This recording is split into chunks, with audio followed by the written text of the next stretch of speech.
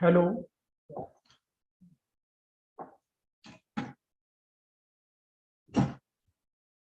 Hello, Yogesh. Abhijit sir बोलिए ना. Abhijit. Is it live now? Yes sir. Okay. Good afternoon, one and all. Welcome to the webinar for today in the Mental Health Week. We have invited our head, Dr. Girija Mahale, for this webinar on well-being of young adults. And we welcome ma'am and all the participants and viewers for this webinar. Before we begin the webinar, I would like to just briefly introduce Dr. Girija Mahale to the audience and viewers. So Dr. Girija Mahale is a psychiatrist and heads the Symbiosis Center for Emotional Wellbeing. She is also the program head for recently launched BSc in Mental Health UG degree program under the Symbiosis Institute of Health Sciences. She has close to 15 years of experience in the field. She is extremely passionate about mental health.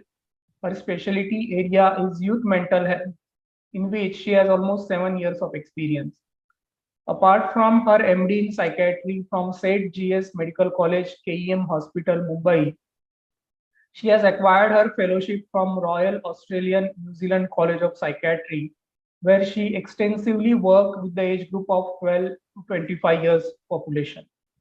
She is currently pursuing online certificate course in child and adolescent psychiatry from ICAM Academy, which is formed under Indian Psychiatric Society. So we can start with the webinar, ma'am, and we just wish you guide us about this topic about youth and well-being of young adults. Thank you. Over to you, ma'am. Thank you, Dr. Rahul. A very warm afternoon to all the people who have joined us today for this webinar on well-being for young adults. First of all, a very happy Mental Health Week to all of you. From 3rd of October to 10th of October, globally we celebrate the Mental Health Week, and on the 10th of October we celebrate the World Mental Health Day. So through the Symbiosis Center of Emotional Wellbeing, we have organized a series of activities through the week, and today we are celebrating day 2 of the Mental Health Week, where we have organized this webinar. So thank you, Dr. Rahul, and let's proceed with the webinar. Welcome, ma'am. Welcome, everyone. So let us start with the webinar. And first thing anyone would think about, what does well-being means? And is it something different from health in general, what we used to say for our overall functioning? Or is it commonly understood concept wellness the same or something more than that? Ma'am, please guide us about it. Correct. So yes, I mean, all these terms are currently, in fashion, right? We see a lot of wellness clubs coming up. Health used to be a very common term that was used, say, 10, 20 years ago. In fact, Symbiosis is a health promoting university. So when we say health, as per that World Health Organization, health is not merely the absence of disease, but it is a sense of complete physical, mental, social, and spiritual well-being. So as you can see, health is more objective, you can say, where you can measure the various parameters of health, how you're doing in terms of your physical health, mental health, social health. But well-being is a more subjective concept. It is more holistic, and it is the way one perceives how their life is going. So who would be a person who considers their well-being to be high? Somebody who has good relationships, somebody who is very satisfied and content with the way their life is going, somebody who is able to realize their potentials to the optimum, somebody who experiences more of the positive emotions on the positive spectrum as opposed to the negative spectrum, such as feeling happy, feeling content. But mind you, don't mistaken me for a person who does not experience negative emotions at all. Well-being does not mean that a person does not experience negative emotions. A person with well-being, overall, his sense is feeling content with life. The person has a sense of feeling satisfied with life, feeling meaningful, leading a meaningful and purposeful life is what well-being is all about. So well-being is more of an positive outcome Health is more of a resource that enables you to achieve that outcome, which is fundamental to well-being. I hope I have kind of clarified the difference between health and well-being. And wellness is, adopting healthy habits, healthy ways of achieving having habits that enable you to achieve good physical and mental health. So a lot of wellness activities, like we have the Department of Recreation and Wellness. So the activities that they do, whether it's yoga, whether it's Zumba, whether it's aerobics, whether it's gymnastics, all these are healthy ways of achieving good physical and mental health. Whereas well-being is a more subjective sense where, if you ask an individual whether you feel, how do you feel your life is going? So they may be healthy physically. They may, their blood pressure might be absolutely normal. Their sugars might be normal. They may not have any mental illness per se, depression or anxiety. But yet they say that, maza nahi hai life mein, that maza not being there in life. Or they're saying that something is missing. I'm not really satisfied with the way things are going. Indicates that the person is healthy, but at the same time is not having a good sense of well-being. Yes, Dr. Girija, thank you for sharing your views and clearing the audience about well-being, wellness, and health. It could be something on a spectrum. Maybe you're trying to say that maybe a person might be healthy or striving for wellness, but well-being is a path, something you would like to say? Absolutely. Like, it starts off with good health, and that good health then allows you to reach your aspirations, to achieve your goals, definitely, have a sense of satisfaction and purpose and meaning to your life. So it is definitely, and it is composed of different aspects, right? So well-being incorporates your physical well-being, it incorporates your psychological well-being, emotional well-being.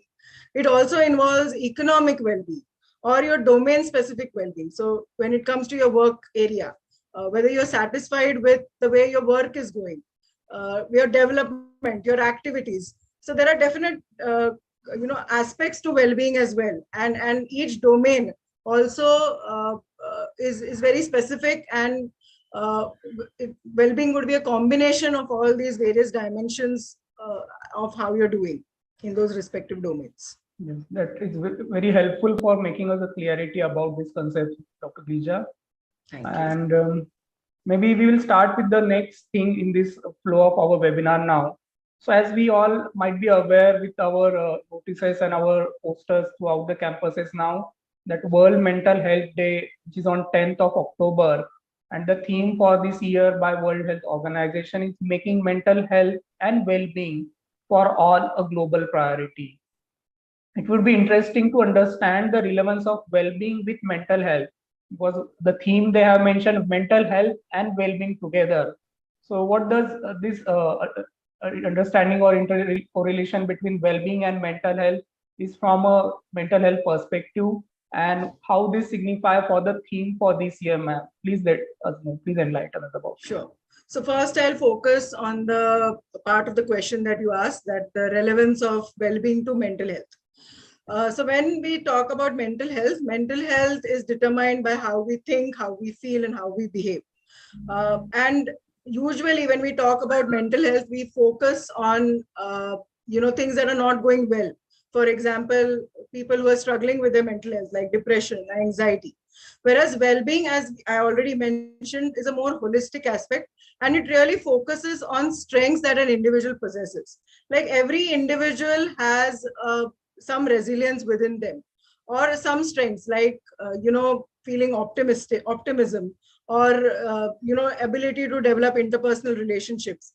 Well-being focuses on these strengths, and thereby enables an individual to having a long lasting outcomes. And it's a more longitudinal course of action that you're taking when you take a well-being approach, as opposed to just a mental health approach where you're just focusing on the current situation of that individual at that particular point in time. So when you talk about a mental health professional usually focuses on what's going on for that individual at that particular point in time. Whereas a more well-being approach would be taking a more long-standing approach, looking at more long lasting outcomes, whereby the focus is not just on working on the weaknesses, but also focusing on enhancing the strengths that an individual possesses in order to help that individual lead a more satisfying, a more enriching, a more life which is thriving, flourishing, and fulfilling. So that's the connection between well-being and mental health. And when it comes to the theme, so I guess the reason for choosing this theme is looking at the current global scenario.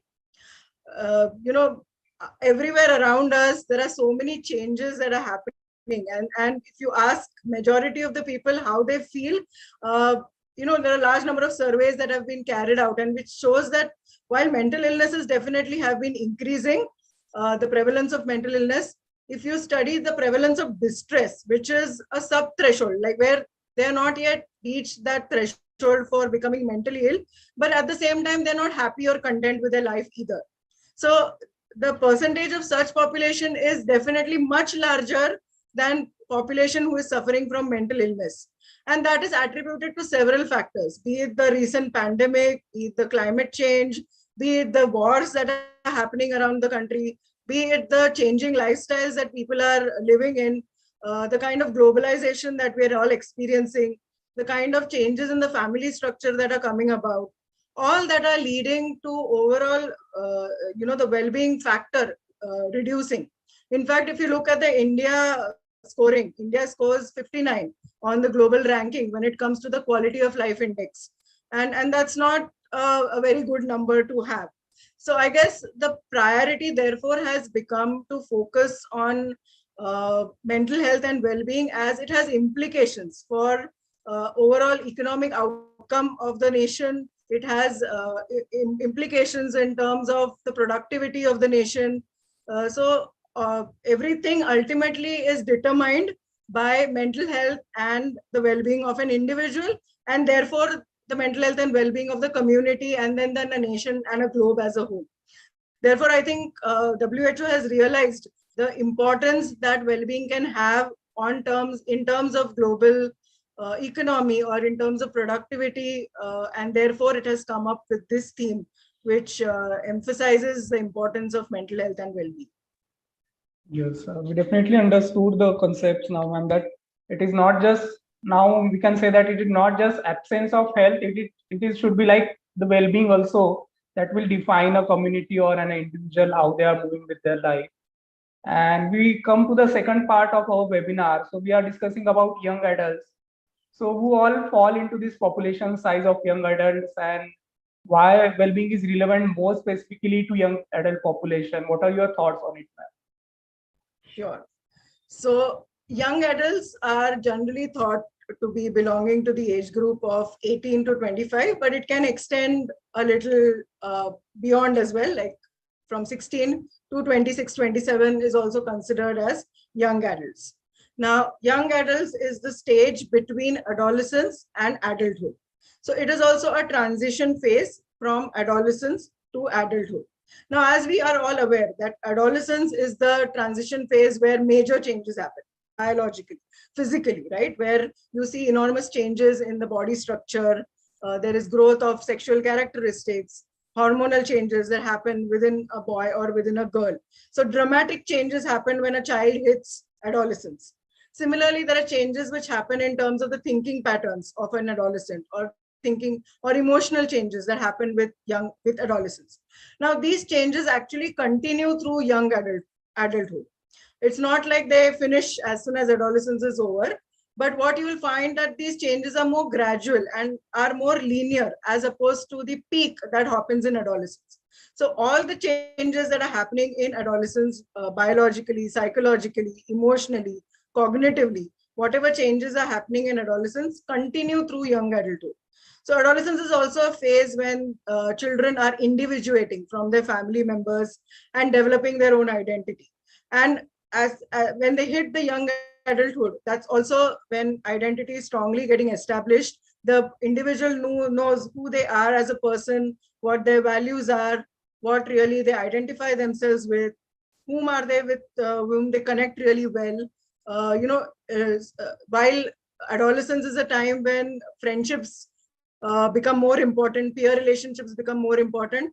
At young adults, the young individual definitely knows who are their close friends. So while the number of friends in the group may decrease, they will form more closer bonds with few individuals whom they really connect with really well. This is also the age group when romantic relationships tend to occur. This is also the age group when major career decisions are being made, or entering the job force or workforce also is a transition that happens during young adulthood.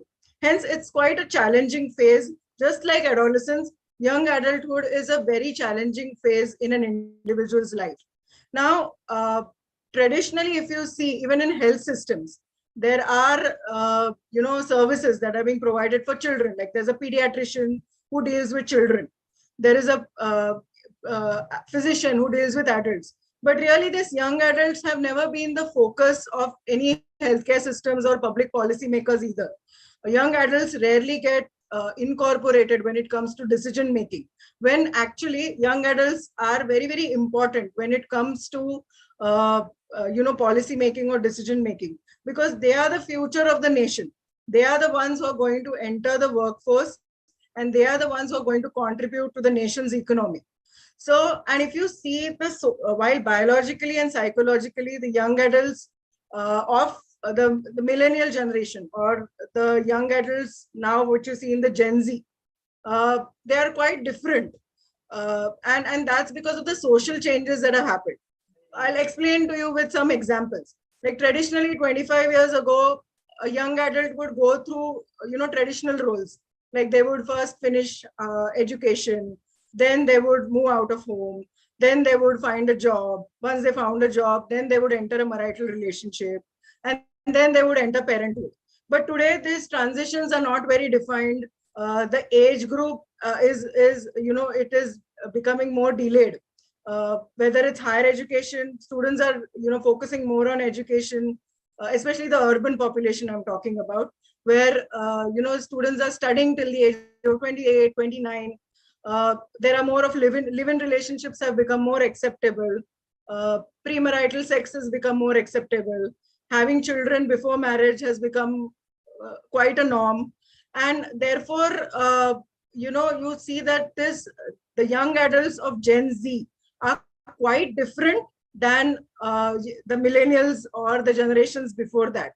And this has all contributed to increased vulnerability.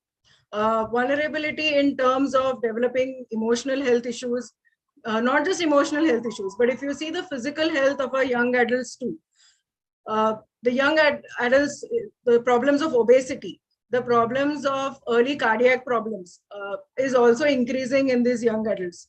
The kind of sedentary lifestyle that our young adults live is also a cause of concern. And that's because of the increasing challenges that our young adults are facing today. The amount of competition that is there, that the Gen Z faces, is quite high as opposed to what individuals face, say, 30 to 40 years back. Also, the kind of employment opportunities, there was a period, the pandemic really led to a situation where jobs were difficult to find. And therefore, getting good jobs which pay you well has also become quite different. And therefore, you find that the mindset of these young adults is very different to mindset of, say, the young adults that were there 30 to 40 years back. In fact, I'll give you an example, Dr. Rahul. There was a survey that was done to find out what are the young adults looking for when they look for jobs. Previously, people used to look for jobs which would be more fulfilling, more satisfying. But today's generation looks at more practical things like work-life balance is something that they prioritize. Giving them work flexibility, that is work from home options, giving them an income which can sustain them. So Gen Z definitely thinks and prioritizes this because they understand that mental health for them has become a priority, given they understand the vulnerability that they're facing. The kind of environment that they're living in has forced them to think on these lines and change the priorities that they look for when it comes to their work space. Therefore, I think it is very, very pertinent to focus on well-being of young adults, because it's almost like these young adults are dealing with a lot of challenges, which is making them very vulnerable to a lot of health issues, particularly mental health. Like, depression and anxiety rates among young adults are really, really high. The prevalence has particularly increased during the pandemic times. The suicidality, if you see in India, suicide is one of the leading causes of death in the young adult population. And that's very, very concerning, which clearly speaks that the well-being index has definitely gone down when it comes to and India is a young nation, right? Almost 40% of our population is young. And if the well-being of our country is going to get affected, then it's going to affect the economy, the productivity of our nation. So definitely a time has come to focus on well-being of our young adults.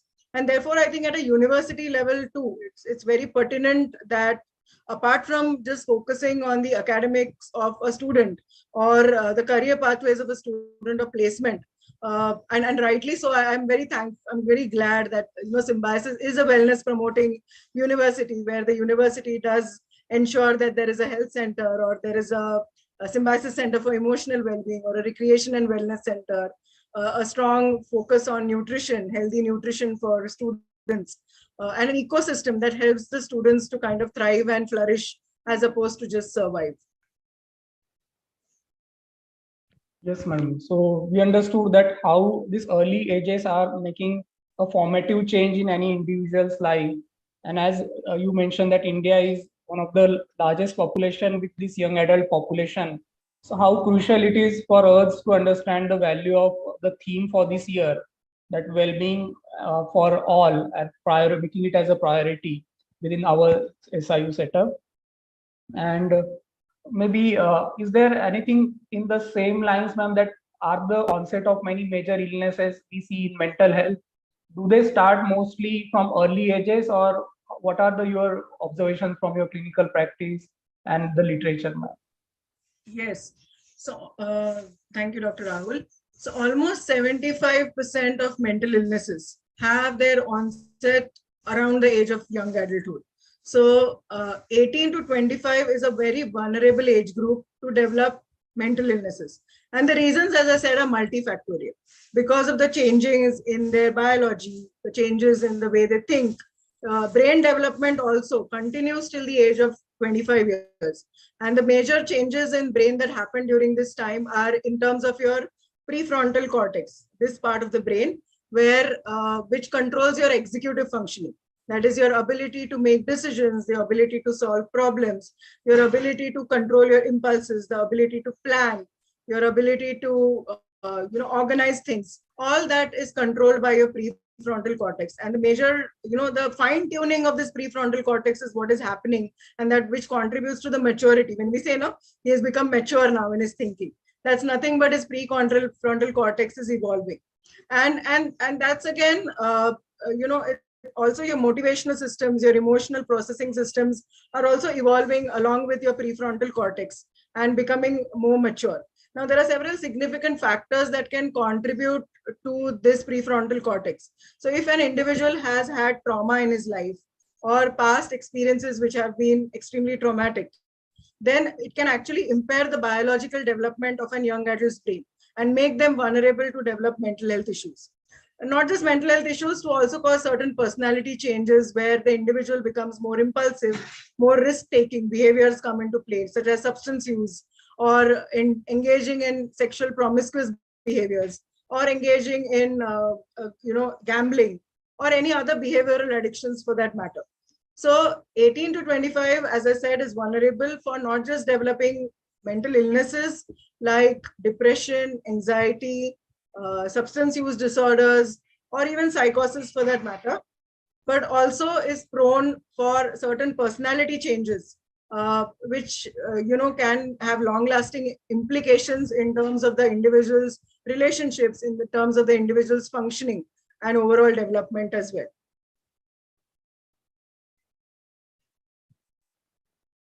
Yes, madam. So it is the start of any individual's life and how they are going to move ahead. And in that situation, only in this 18 to 25, multiple things are going to occur in their life. Maybe their careers are shaping, their relationships are forming, their family things are sometimes at some crisis and all.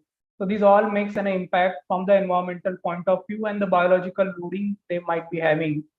That makes an individual susceptible for emotional well-being and mental health issues in this stage. So maybe we can move ahead with some practical implementable tips for our viewers and audience, that what way people can nurture their well-being or promote their well-being in their day-to-day life or their community and their society, and what are the daily implementable tips in form of do's or don'ts. Many people might be knowing it, but still we want to make it hear from your end, ma'am. And in your clinical and community experience, how do you see what are the implementable things, feasible things? Although most of the things our SIU has been implementing it through various departments, any more things you can want to share, or these things you want to emphasize how they are important for well-being perspective, please let us know that. Correct. Yeah, you've come to the very important aspect, Rahul, of action time. I've spoken a lot about theory. I'm sure the audience is now keen to hear, what they can do, because as I said, everyone is struggling. Like, I speak to so many individuals, not just in sessions, but across, we have very casual conversations. And believe me, everybody's there's some amount of discontentment or unhappiness that is, prevalent, not just in workplace, but overall. If I'm having a conversation in my society with my neighbors or with people in general in the community as well, there is this sense of discontentment. Ki, yaar, maza nahi. ये ठीक चल रहा है, ठीक ही चल रहा है. They're not really flourishing or thriving. So what are some of the key things that one can do to really make one's life more meaningful, more satisfying? Something that this webinar is also helping me to reflect on my own self, because often in the rut of things, we forget to focus that even being mental health professionals, we forget to prioritize our own mental well-being also at times. So thank you, Rahul, for giving me this opportunity to speak about this, so that I also remind myself that I also need to follow this in my day-to-day life. So first and foremost, as I said, is good health is definitely a resource that allows you towards good well-being. So there's no doubt that health is the key for one of the keys to achieving good sense of well-being. So when I talk about health, it includes physical health, mental health, and social health. So good physical health, we all know what is to be done: eating a good nutritious diet, making sure you get adequate sleep, making sure you have a good physical activity for yourself. This will ensure that you're physically well in terms of your physical health. When it comes to beyond health, what is it that you would do for your well-being? I think social relationships is a key. Social relationships, in fact, research has shown, is one of the key indicators of well-being. What do I mean by social relationships? That people who have very meaningful relationships in life, relationships where they feel a good sense of connection, where they find the relationship is mutually respectful, the relationship is mutual, non-judgmental, the relationship which is very caring, very nurturing.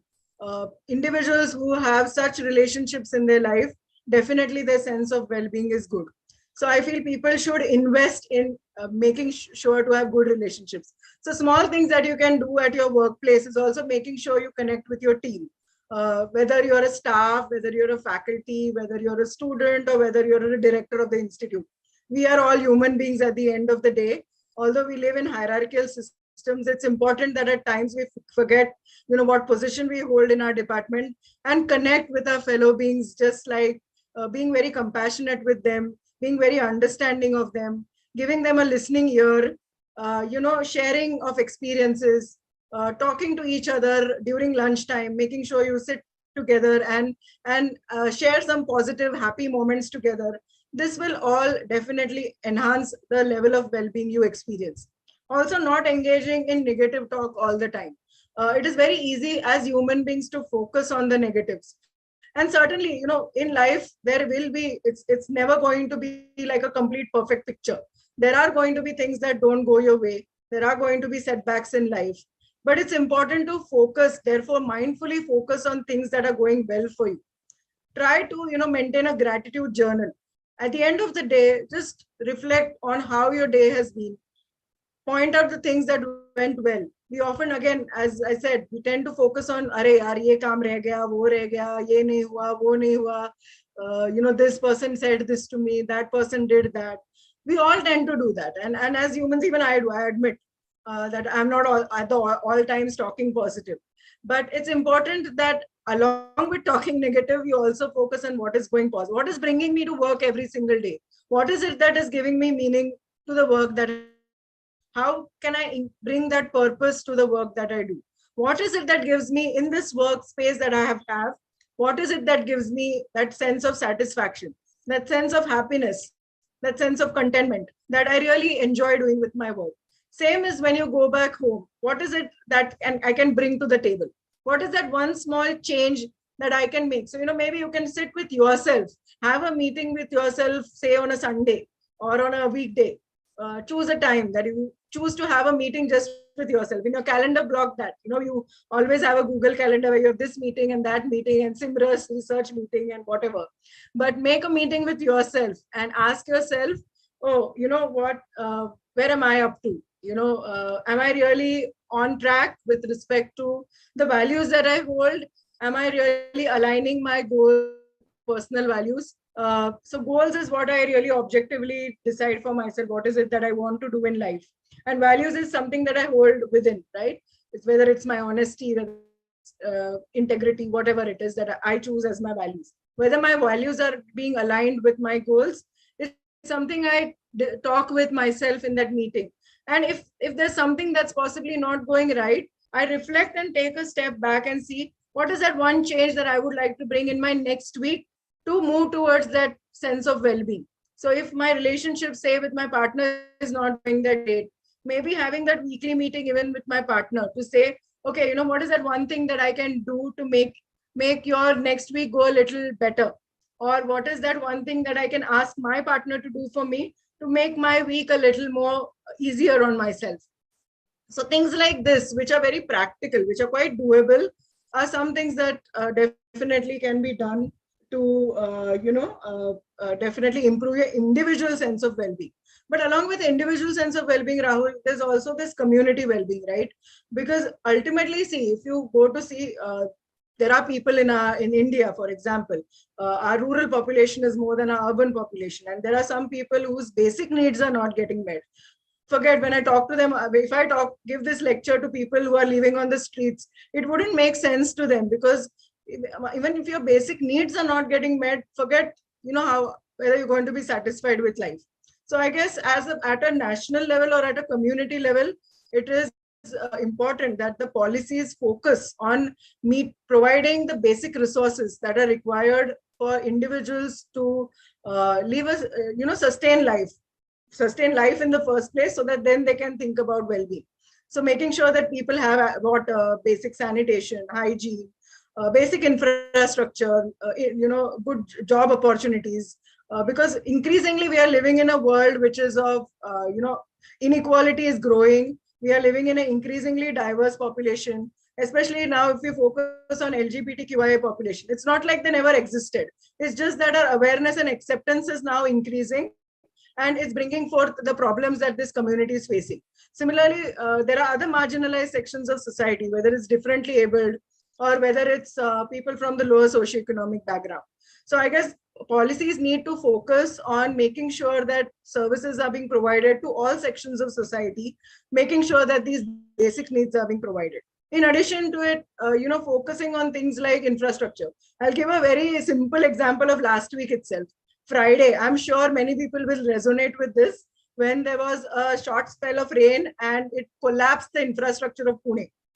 Trees fell off, and there was traffic blocks across Pune.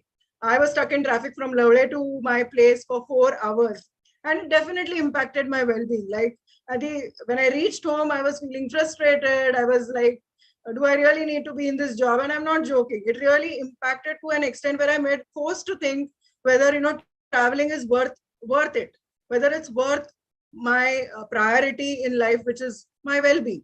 So things like this at a public level, it's very important that governments focus on things like infrastructure, or making sure that traffic congestion like this does not happen, or provision of green spaces to reduce carbon emissions, or focusing on pollution-free cars, or technological advances to make sure that climate changes is slowed down. So these are some of the community initiatives. But because I'm speaking to an audience which belongs to an university, I think university, some initiatives have really been very helpful, like the policies of health promoting university, or the national education policy that is also being implemented at that is planned to be implemented at our university, which is going to bring in a lot of flexibility for students, where students can choose different disciplines or programs, where there will be a credit bank system where the years will not get wasted, even if they choose to change the program that they're enrolled in. Unlike today, where students, the well-being gets affected if they've chosen a particular program and they feel that they're not a right fit for it.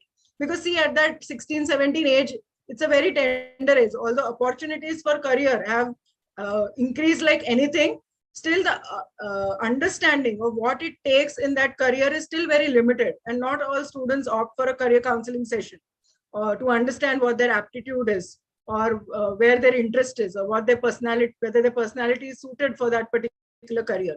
And therefore there is this sense that, oh my god, where have I landed?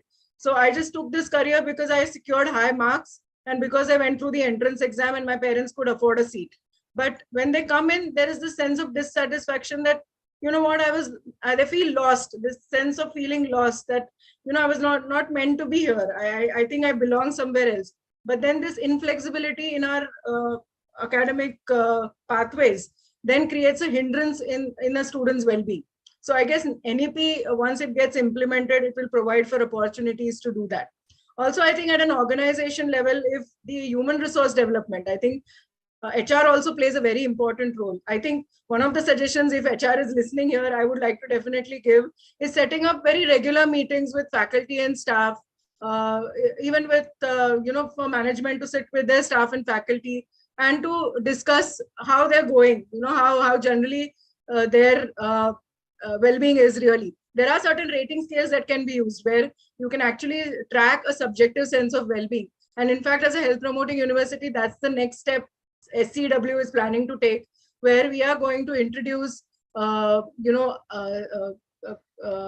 doing a well-being survey, not well-being survey really, but, when children undergo health checkups or the staff undergo a pre-employment health checkup, to introduce this mental well-being screening tool as well, to see where you are in terms of your well-being and to track that through your employment, to see if as an organization can we contribute to your well-being.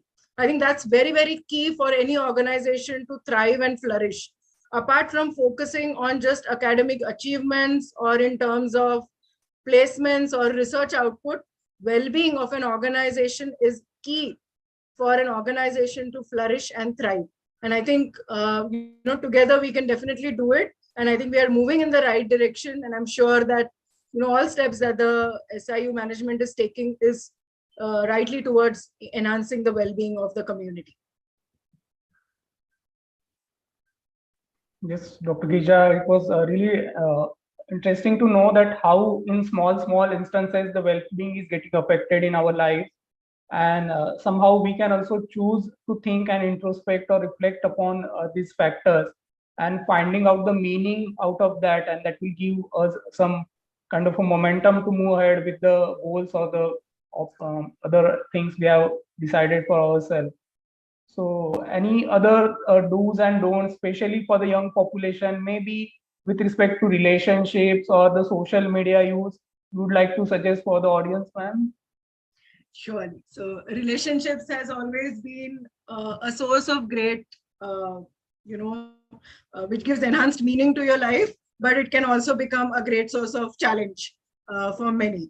And especially when I talk in inductions also, this is from real life experience that I'm talking in the last 4 years that I've been here at SIU, and previously also in my work experience at Headspace in Australia, where I was working with the age group of 12 to 25.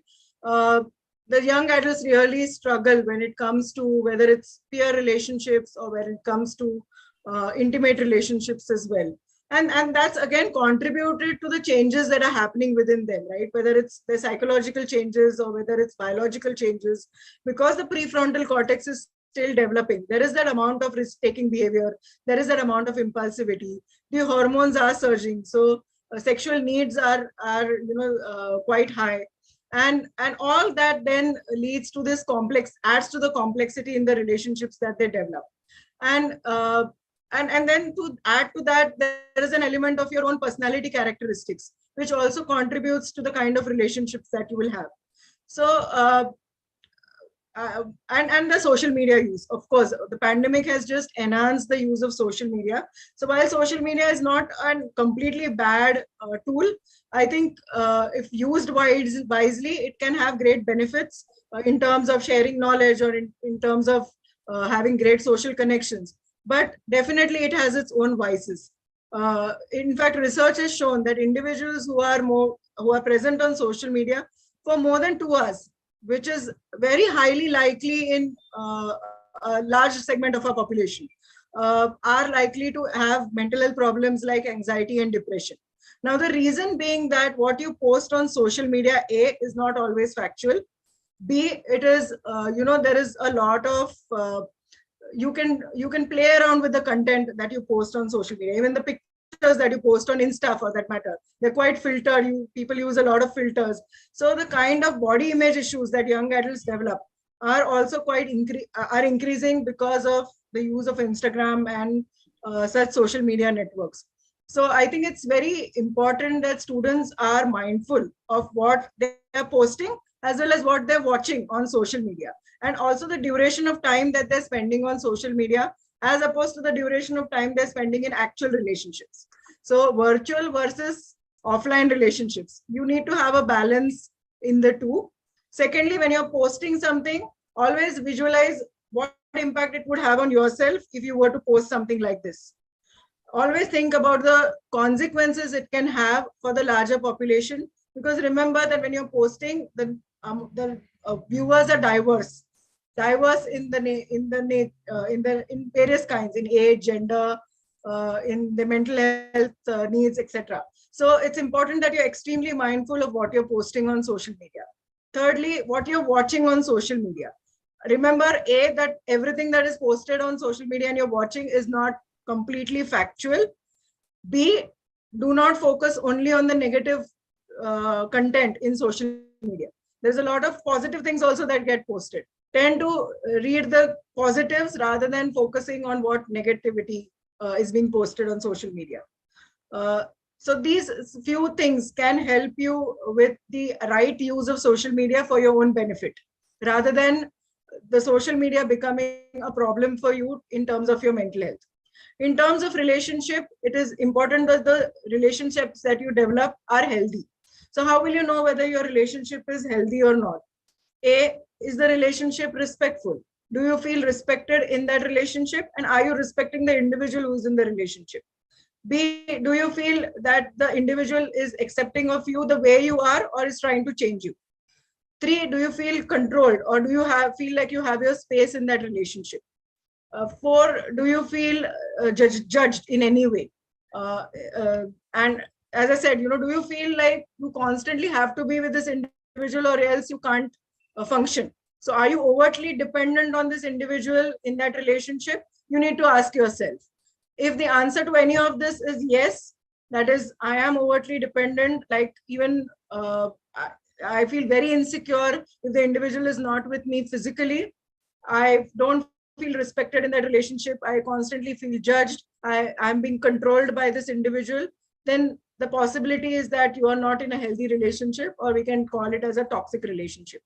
And it's important then that you definitely use assertive communication to make sure that you move away from this relationship, or let the person know that, set the boundaries very clearly in that relationship, so that it does not get abusive in any way or detrimental to your own well-being or mental health. As I've said previously as well, relationships are the most important indicator when it comes to a person's well-being. A person who has satisfying relationships, maybe they're not having a great income, maybe they're not having very many materialistic resources like a big house or a big car, But a person who has very meaningful relationships in their life, definitely their sense of well-being and happiness is much higher than any other individual. So these are some of the Yes. tips, Rahul, that I'd like to Yes, give. Dr. Girija, you summed it really well, because it is the emptiness that we are seeing and the loneliness in this population right now, and that is making them choose something to just deal with as a distraction with this loneliness or emptiness, and they are not aware about from which area of their life they are feeling this current situation. So it will be very thought-provoking for the audience to know about young adult population, the lot of things happening around them, and how they deal with the external environment. So I think we have pretty covered with all the topics we discuss about well-being of young adults. Anything from your experience or any recent articles you read about? We are just hearing about mindfulness a lot nowadays. So how mindfulness plays a role in maintaining or preserving well-being for an individual, and what way it works on the brain of any individual? If you can guide us through some simple words or through the way everyone can understand, it will be really helpful. Correct. So mindfulness is nothing but being in the present moment and being non-judgmental. Okay, in the present moment, observing your thoughts, emotions, and behaviors, and choosing to focus on what you want to choose to focus on is nothing but mindfulness. Okay, so how does mindfulness help with well-being? So mindfulness helps in many ways, because you are you are being in the moment or being in the present moment. You are not worrying about the past, or you're not thinking too much about the future. So being in the present moment allows you to pay your full attention, uh, thereby increasing your productivity, increasing your making your functioning go to its optimum. It also helps in reduction of stress, because stress is nothing but a demand that is placed on you, right? And when do we get stressed? When we're not able to meet that demand. But mindfulness allows you to bring your senses, brings your thoughts to the present moment, and allows you to act in the moment, so that you don't again go into that overthinking mode, or don't allow these unnecessary thoughts to crop up in your mind, which creates the stress essentially. So stress is your reaction to the demand. It's not something that is coming from an external source, but it is your own reaction that you show to the stressful situation around you. So when you're mindful, you are aware of that reaction. And when you're aware of the reaction, when you understand that the way you're reacting is impacting your own self, then you make those changes in your own self in order to make not react but respond.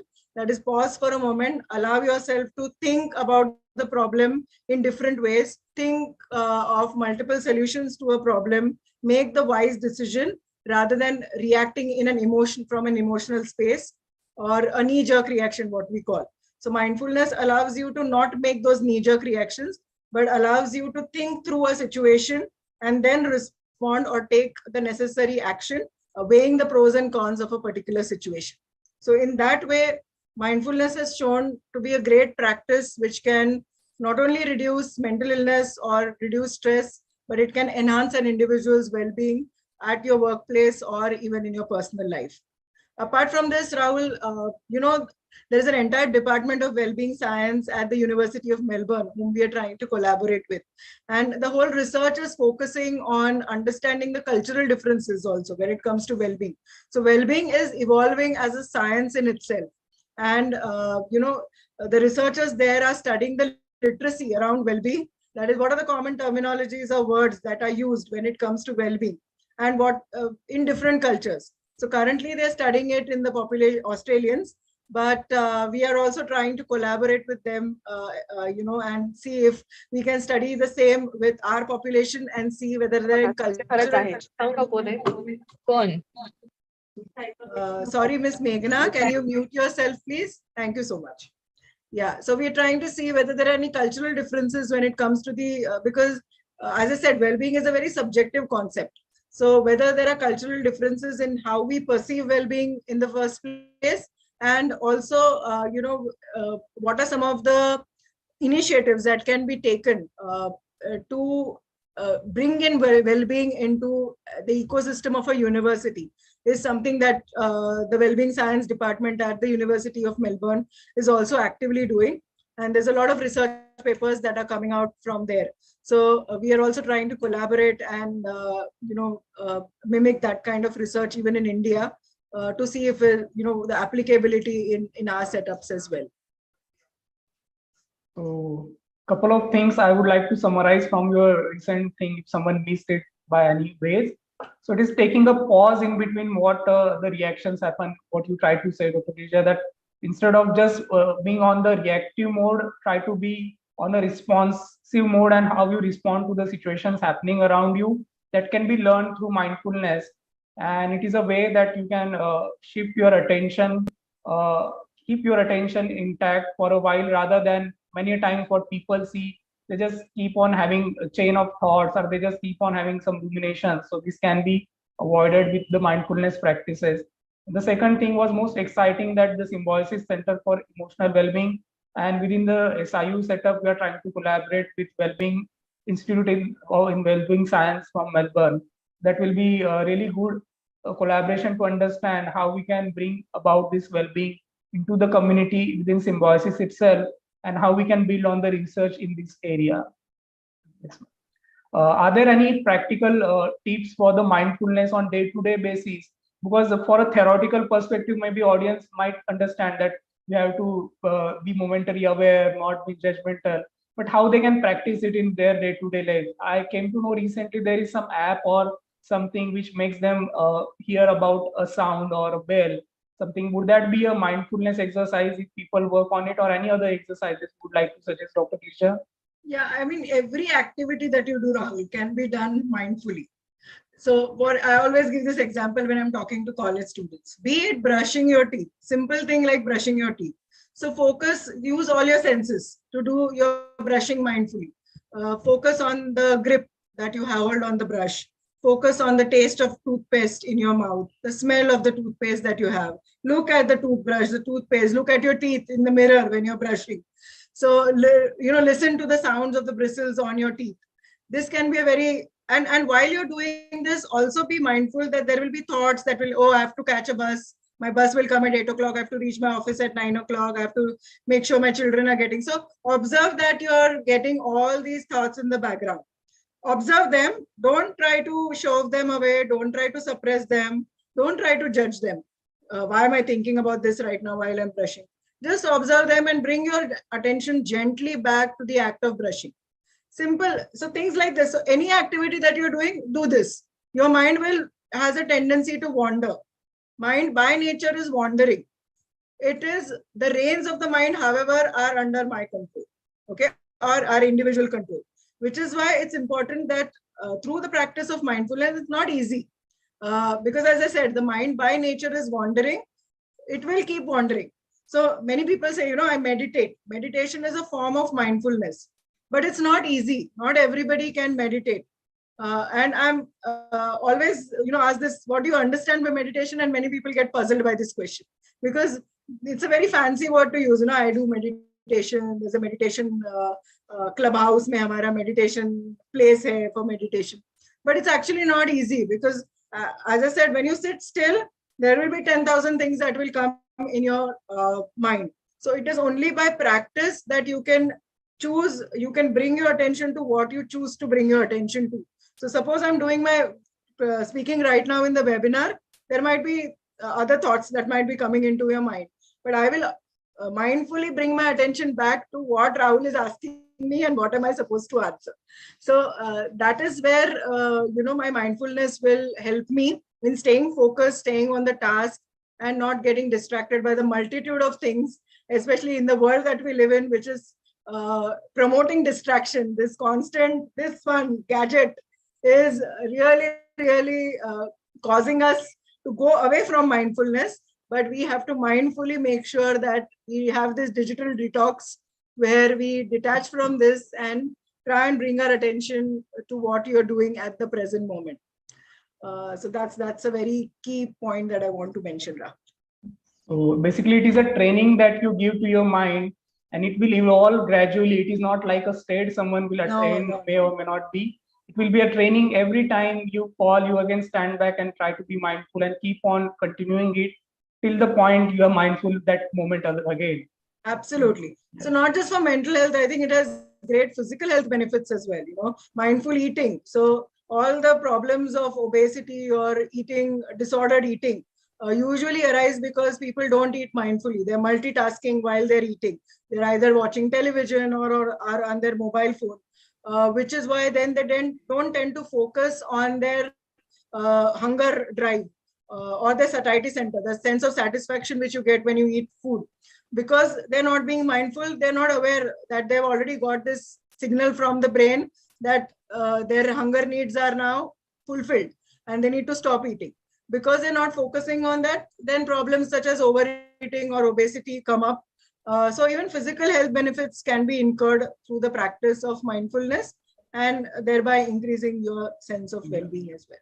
Even longevity was suggested in one of the articles that the telomerase thing that gets delayed and the people are more likely to be living longer and healthier life if they practice some basic tips related to mindfulness and other things included in mental health.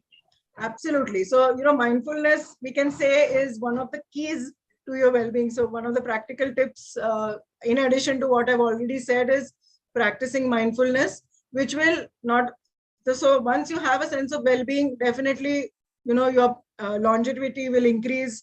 You will lead a life that is more meaningful, more satisfying, more enriching. And as a generation, we will all flourish. And what a society that would be. I'm really very optimistic that in the days to come, while we are going through a lot of struggle at this point, I think collectively, if we bring about this change in the way of living, then definitely that day is not too far away when we can all look forward to living in a society which is more peaceful, which is more meaningful, and where everybody has a sense of well-being that is our ultimate goal. Yes, madam. Thank you for summing it up well and concluding with this remark. Anything more you want to share or any of our attendees or viewers want to ask? We are open for the question and answer or the forum now. Yeah, I'm happy to take any questions. I think I've spoken a lot. I think if people have any questions, I'm more than happy, or even if they can share how they felt the session was, whether it was relatable, whether it was understandable, whether it was easy to follow, whether it was useful in any way. And in fact, yesterday we started off with Let's Talk. And I think at every campus, we have put up certain prompts through posters where we've asked individuals what they mean by well-being and, how they think, what are some of the things that they do in their life to increase their sense of well-being. So do participate in that. We are very keen to take your suggestions because all these suggestions that you give, as I said, young adults are a key stakeholder. SKU is nothing without you guys, without the students. And I think young adults need to be more participatory in all the decisions that a university makes. Well-being is incomplete without the participation of young adults. So we are certainly looking forward to the suggestions given by our young adults on our various campuses. And we will definitely try and implement some of the changes, whichever are doable from our end, to make SIU a better place for everyone. Yes, the students can reach to their campus counselor or look around the lobby or near the canteen. The posters with prompts are there, and a notebook is also kept there during the break hours. So you can reach there and just try to write down based on the prompts which you feel are you want to share. Not all prompts are necessary to be answered. So we are eager to read from those prompts and that notebook. You can keep your identity anonymous in that place. If you want to share your institute or name, that is also fine. We have got one question, Dr. Gija. How do you determine if you require to visit a mental health professional? Can be confusing sometimes. So how would you like to guide our attendee or viewer for this one? Right. When in doubt, just go ahead. That's my short and sweet answer. But to give you a more descriptive answer, I would say that there could be some telltale signs some physical symptoms, some cognitive symptoms, some emotional symptoms, or some behavioral symptoms. If any of them you feel you are, having any of these symptoms or signs, then I think it would be a good idea to visit a mental health professional. So when it comes to physical symptoms, it could be, these recurrent headaches. You have visited a physician, the physician has examined you, there's nothing really wrong, it's not a type of a migraine, or it's not really, even if it's a migraine, remember, stress can be an important trigger for migraine. So even mental health can contribute to migraines as well. Okay. So recurrent physical health issues, you're falling repeatedly sick. So see, mental health and immune system is also very closely related. So if you're having recurrent backaches, acidity is very common. Even in young adults, I see that, not having good adequate sleep results in a lot of acidity problems or stomach problems. And that also can be an indicator that your mental health is not going great. Emotional changes, where you notice that you're feeling sad for no good reason, and that feeling just doesn't go away despite you happy things happening around you. So if it's a friend's birthday party also, you're not able to enjoy the way you would naturally enjoy. Or you used to previously enjoy drawing or painting, but now that activity is becoming more of an effort for you. Then that's an indication that something's wrong. Or you're feeling anxious again, either in social situations. So are there specific situations where you feel anxious, or even without any reason, for small things also you feel very anxious or tense, and you notice these physical changes in your body, where you feel your heart is racing, where you feel this uncomfortable sensation in your stomach, where you feel jittery, where you feel like you can't focus, you can't concentrate. So emotional changes in the form of even feeling angry or irritable for no good reason, getting into fights, or mood swings, where at one point your mood is high, other point it is really down. So having these kind of mood swings is also a sign that probably there's something going on. Then, as I said, cognitive changes, where you're not able to focus, concentrate, or you feel you can't really remember anything. You read your chapter yesterday, tomorrow, if somebody asks you, you just can't even remember the name of the chapter, what you read. So these can be some of the things in terms of your cognitive changes. Or behavioral changes, where you've started to notice that you're withdrawing from your friends, or you are procrastinating. That is, you're not doing things on time. You're not able to finish your assignments on time. You're pushing things to the last minute. Or you're not attending your classes regularly. Your attendance has really dropped. Or you're engaging in risky behaviors, like your substance use is really increased. So previously you started off with social use, but now you observe yourself that previously I used to drink only on parties, but now I observe myself drinking on every weekend, or I observe myself drinking through the week. Then that's a sign that something's not right. Or you're smoking, and your smoking has really increased. Or your presence on social media has really increased. Or your mobile use is really so much so that you're not paying attention to the regular activities that you're supposed to be paying attention to. You're doing it at the cost of your day-to-day activities, like your sleep or your appetite, where you're ignoring that and you're engaging in such behaviors. Or you're engaging in risky sexual behaviors. Then that's also an indication that there's something not. So there's nothing wrong in terms of your character or as a person. Remember, this is an indication that there's something wrong emotionally. It is a baggage that you're carrying, which definitely needs to be unraveled through a session with a mental health professional. So these are some of the signs. I'm not covered the entire range, because it'll be too vast to cover in this short span of time. But as I said, if you're doubtful, sometimes students even are just homesick, or they're sometimes just feeling confused, or they don't have clarity about their career prospects, or they're struggling with some aspect of their relationship. You may not have a mental health issue as such, but you can yet approach a mental health professional, because the mental health professional will provide you that safe space to share, will be completely non-judgmental, will give you that listening ear, which you need at times, because that listening ear allows you to reflect also on your own self and allows you to think clearly. So definitely, I would say that if you're really wondering whether you should go, just go for it. Nothing wrong. It does not mean that there's something terribly wrong with you. And even if there's something terribly wrong, it is okay to be not okay. Mental illnesses are just like physical illnesses. If I have a fracture, I'm not going to hide it away from an orthopedic doctor, or I'm not going to hide it away from my friends and family. Similarly, you can have a fracture of the mind, and it's very, very common. It's very common. 1 in every 5 individuals suffers from mental health issue, which means in every family there is one individual who is suffering. But just because of the stigma, because of this notion that am I crazy, am I mad, is there some, am I going to be put on medication, people refuse to see a professional and seek timely help.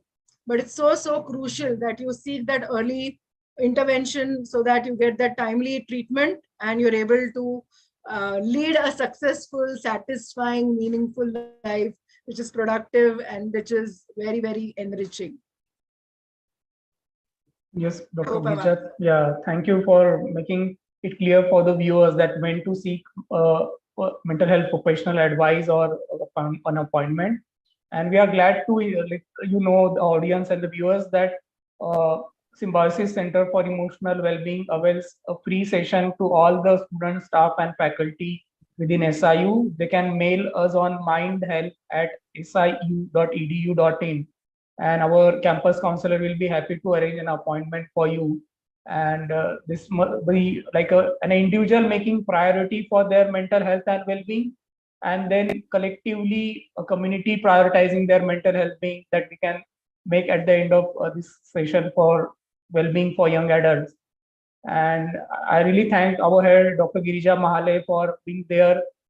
She had been the expertise in this field, and we thought why to invite someone external for this thing when we ourselves have someone who is working with the young adult population. And really thank you for joining the webinar and enlightening all the viewers and audience about well-being concept. Thank you, madam. Thank you. Thank you so much, Rahul. And thank you to all the viewers who spared their valuable time to attending our session. Do leave us a feedback about if you feel that any other activities need to be added through SKU. We would be more than willing to listen to your suggestions. Thank you so much, and have a great week ahead. I would just like to share the mental health week plan with your permission, ma'am, if you allow. Sure, go ahead. So those who are attending it for the first time, maybe they can see the 3rd October, that Monday, we started with Let's Talk, the activity as already discussed by Dr. Girija. The prompts and the notebook is available in the campus and lobby, and even staff, faculty can write down their views, their thoughts based on the webinar today, or based on their previous understanding about well-being and mental health. And today we had this webinar right now going on, well-being for young adults. And tomorrow we are going to have some social media posts. You can follow us on Symbiosis_emotional wellbeing on Instagram, and on Facebook we can search for Symbiosis Center for Emotional Wellbeing. We constantly keep on updating our social media content with that is useful in day-to-day life. So you can just go through that content on tomorrow to see about how screen use affects your well-being, and what things you can do to just make your well-being on a well way. And Thursday, we are going to have a video collage by SKU team that will be shared with all the directors, staff, and faculty. And also it will be uploaded on social media of Symbiosis Center for Emotional Wellbeing. And it will have some positive, meaningful message for everyone in the community. For Friday, we are planning for a quiz for students where they are going to watch a movie their own, and they are going to respond to some Google forms based on the movie. We are going to ask them what things they learned or what things they find out in their the movie when they experience it their own way. Then on Saturday, we are having one more webinar, which is very relevant and going ahead with the current webinar, mind-body connection. So once we are aware about the well-being, and we need to move ahead with the mind-body connection, how mind and body are connected or not. So that will be shared by Dr. Cheryl John from Mumbai. And this webinar will be in the afternoon hours, 2:30 p.m. We will share the creative on daily basis on these activities. On Saturday, we will have a social media post which will mention about the effective communication for emotional hygiene. Because communication is something on a daily basis we see, and people get affected with the words and with the dialogues and the messages and the other communication medias. So it will be worthwhile to ponder upon how the communication play a role in their well-being. On 10th of October, World Mental Health Day, we have Bachelor of Science, BSc in Mental Health inaugural through our dignitaries, and it will be in the morning hours. You must have got the invitation for that. We will warmly welcome you for that precious occasion. And we're also going to have a psychodrama in the afternoon and some prize distribution based on various activities during the mental health week. So do participate in all these activities, and we'll be happy to conduct more such activities in future also. Thank you, everyone.